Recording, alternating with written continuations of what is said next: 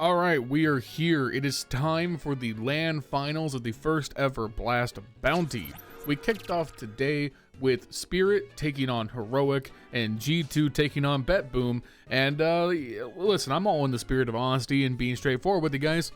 Kind of a boring day to start off the first LAN finals of 2025 because both of these games featured both of the teams taking on G2 and Spirit featuring stand-ins, which immediately takes kind of the weight or interest out of the games because outside of a spectacular upset, teams with stand-ins just simply don't perform as expected.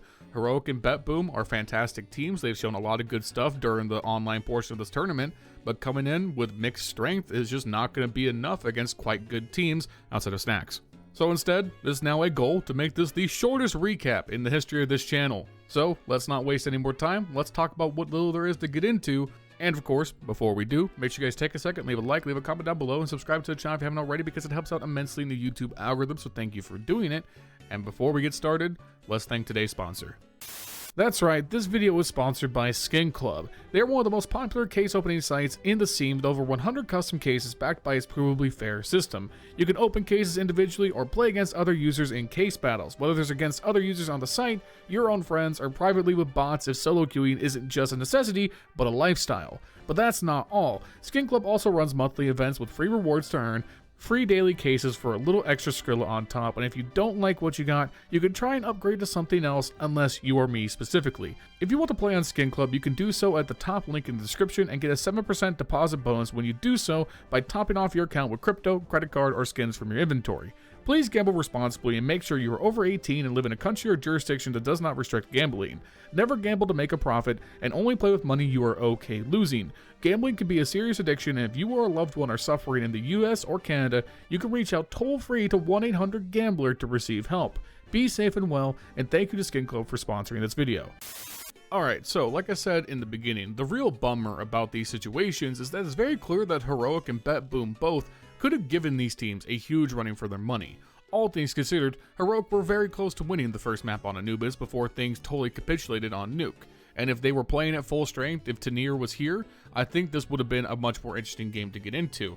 Heroic navigated the T side quite well. They managed to keep Spirit away from establishing economy throughout most of this half, so they kept the op out of Shiro's hands, they kept Donk away from AKs, they did everything to minimize Spirit's ability to battle back into these rounds, while Sampayas had a fantastic game individually, LNZ had some great clutch moments, and it all would have been enough. The problem is that they didn't finish the game quickly enough. Had they won the second half pistol, I'm fully confident that Heroic would have taken this map out of Spirit, and we would have for sure saw a third map on Train, but the problem is they waited too long and Donk was allowed to get into groove. Yes, he was slow to start this game because he wasn't really able to get into his momentum, but once Donk starts cooking, that's always going to be a bad sign. Compare his first half 8 kills to his second half 17 as a point of emphasis.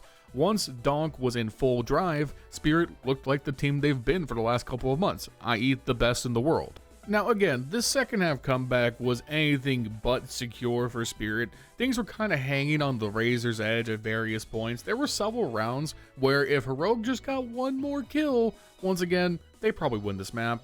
One that sticks out very prominently is on round 17, where despite this disastrous A push, where Spirit pretty much lose every single trade opportunity here, with Zontex pushing into main, dying, Donk pushing into main, getting a kill, dying. Magic's like, yeah, you know what, get me in there too, I'm gonna die. And then there's Shiro with a grenade in hand to get the double kill to clean it up, turning a 4v2 into 2v2 as Chopper lurks through mid, misses the easiest shot in the back of all time, very Snacks-esque in the fact that he just can't shoot people sometimes, Chopper, and even then, Shiro on the site with the bomb plant, 2 players coming through A main, gets full blind, hits an excellent spray down on the both of them for a 4K.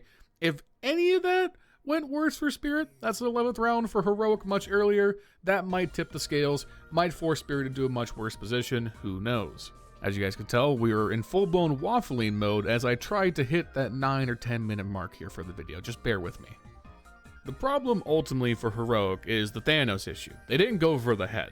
They had their chance at Anubis, maybe that destabilizes, maybe that tilts Spirit, they don't have their coach there, the series gets more interesting. But on Nuke, there was simply no room to operate. It's 12-3, about as quick as you could like it, and the most damning part is that Donk really doesn't do anything. He just goes for 9 kills, 9 deaths. Donk is just chilling. He's having a vacation.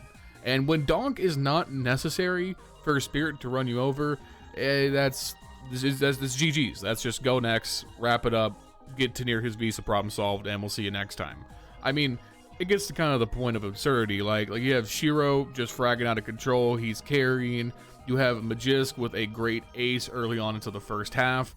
And when you follow up a Magic's ace with a Chopper 4K in consecutive rounds, that's, you know, you could be doing better. Heroic are going to be fine. I was a lot more pessimistic about this roster, considering how everything blew up with the roster from the Major and how that all shook out. But considering what they're building here with the talent they had at hand, I was just massively underrating how fast Songal would be a good fit with Sunpius. I would predict Sunpius to continue to have like a great bounce back year, and I think many teams are going to really regret not picking him up.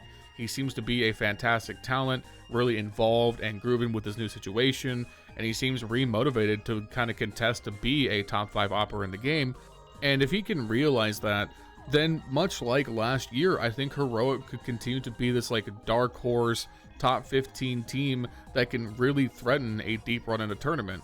I think everything was kind of aligning for them to make that kind of run here, and it's really unfortunate we were denied that. Unfortunately, as we move on to the G2 series, if there was not that much to talk about with Spirit Heroic, there's even less to talk about with G2 versus BetBoom. My disappointment about BetBoom not having their full roster, Bubblesj and Zorte having to miss out on this, is really disappointing. I will stand on this right now.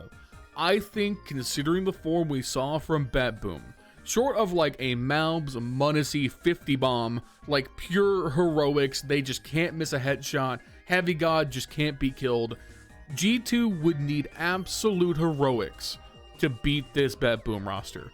I think Bubblesj is that good at coordinating his team, the T-side setups were that hard to deal with, and the fragging, frankly, was damn good.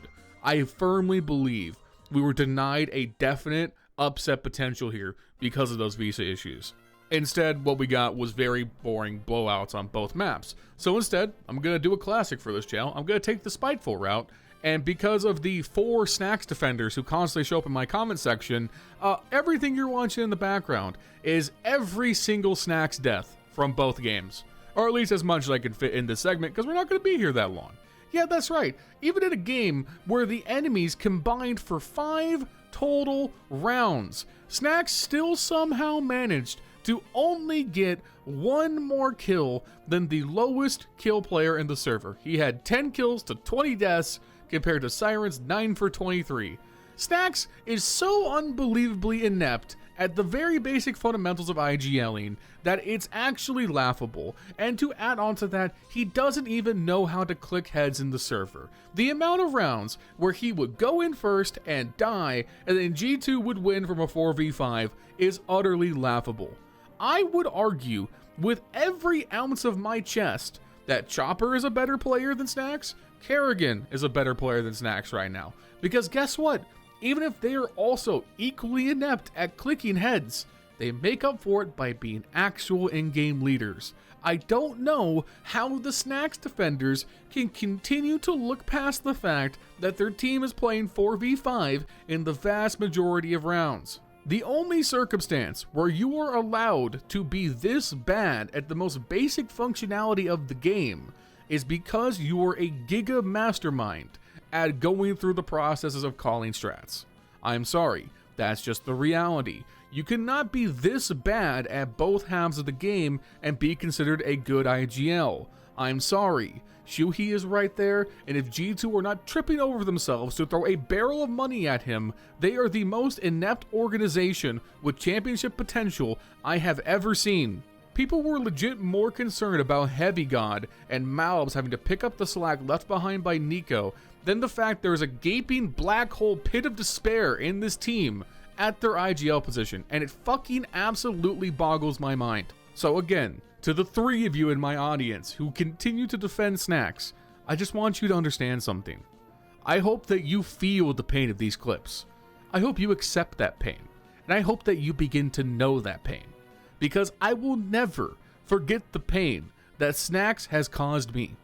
And now, because of you, because of your incompetence in defending this man, this world, this G2 will also know pain. Anyways, make sure you guys like, comment, subscribe. I'll see you guys tomorrow for hopefully an actual recap of actual Counter-Strike that's worth talking about.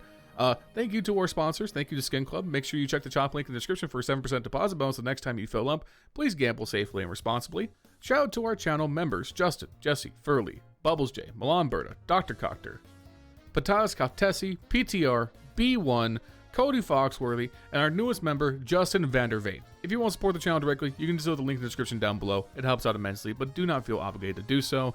Also, follow me at my Twitch, link in the description down below. I stream Sunday through Friday at 8:30 p.m. Pacific Standard Time. I hope to see you there soon. I'll see you guys tomorrow with another video. Peace.